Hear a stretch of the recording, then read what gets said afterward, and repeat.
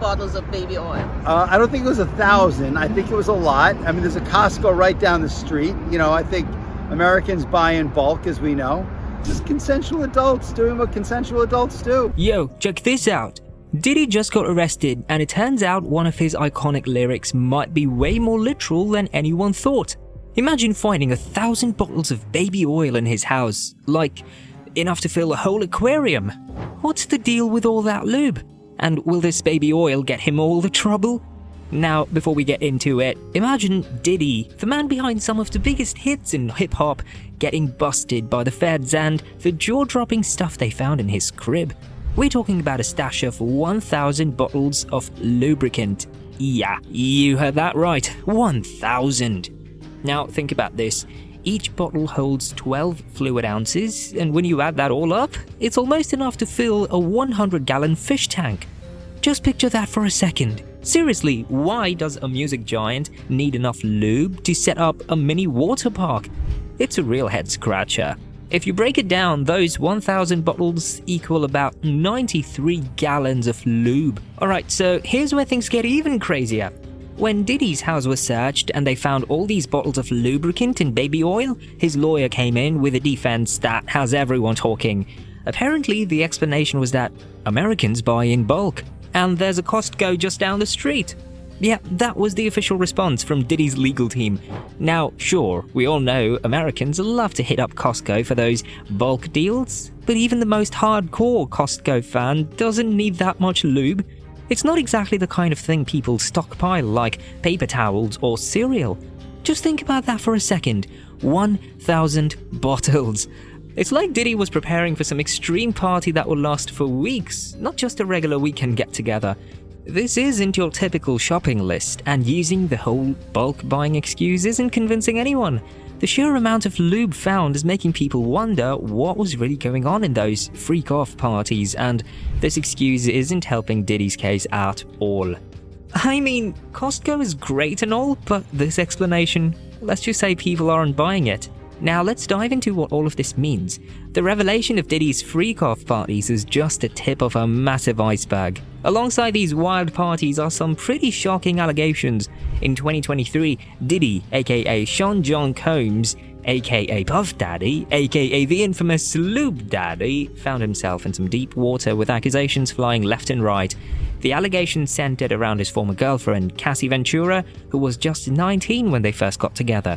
Diddy was 37, and it didn't take long for Cassie to find herself financially and career-wise dependent on him.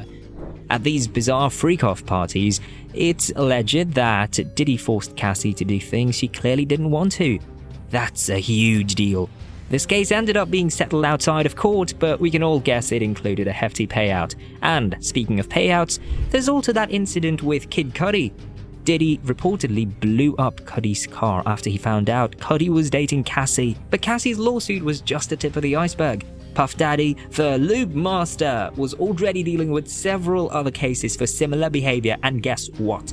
The infamous freak-off parties were front and center in these allegations. The crazy part? Getting the real scoop on what went down at these parties is like pulling teeth. With legal teams involved and reputations on the line, most attendees are tight-lipped. But when there are literally 1,000 bottles of lube and baby oil involved, it's not hard to picture what might have happened. Let's be real, with that much lubricant on hand, Diddy and his crew weren't exactly hosting a book club. There have been some leaks that suggest the scene was anything but wholesome. Imagine a wild night filled with questionable activities and questionable people. The rumors swirling around these parties point to an atmosphere that was more chaotic than classy. Guests reportedly indulged in all sorts of debauchery, leading to a sordid reputation that's hard to shake off. There's a lot of legal talk going on, but the main thing here is Diddy loves throwing these wild parties. Even if the people involved want to keep things quiet, the number of allegations shows that it isn't just a one-time deal. It seems like these parties are a regular part of his life. Allegedly, these so-called freak-off parties were like multi-day marathons filled with some seriously wild stuff.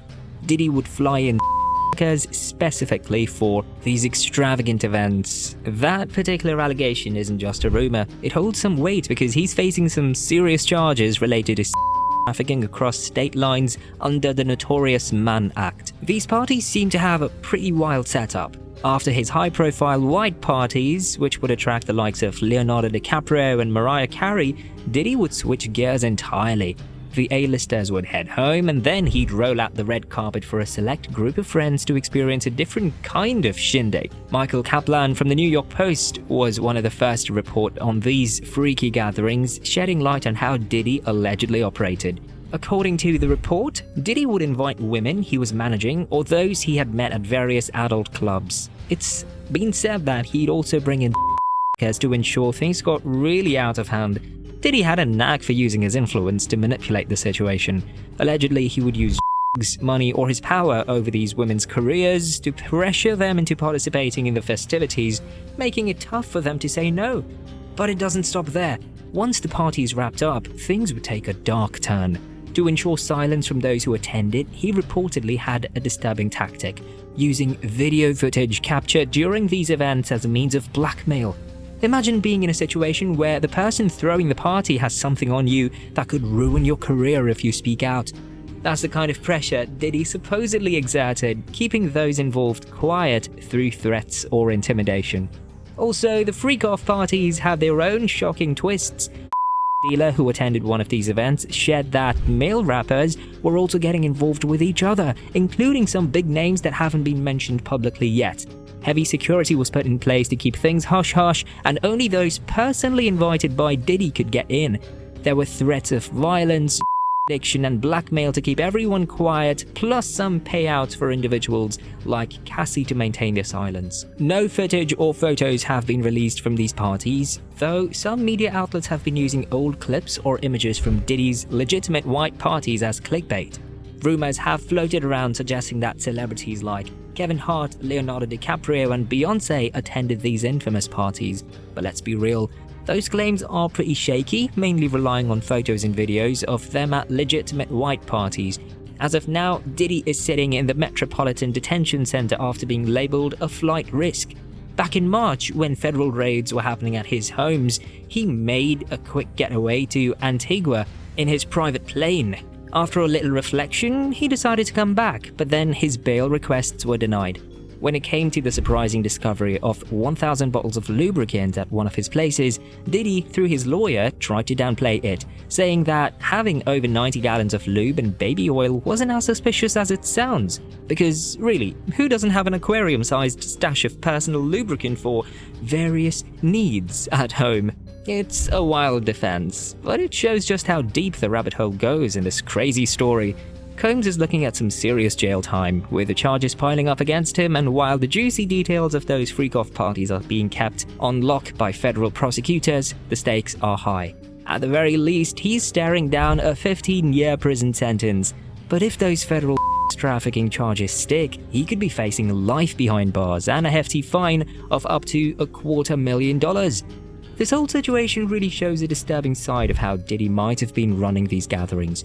Throwing a party for friends is one thing, but when the allegations suggest he was manipulating vulnerable people and using their situations against them, it makes you seriously question his character and intentions. It seems like many are trying to keep the details quiet, but the number of accusations suggests that these wild parties weren't just one-time events. Now, what do you think? Do drop your thoughts in the comment section below. If you liked this video, make sure to subscribe to the channel and hit that notification bell so you never miss an update. We'll be back soon. See you again.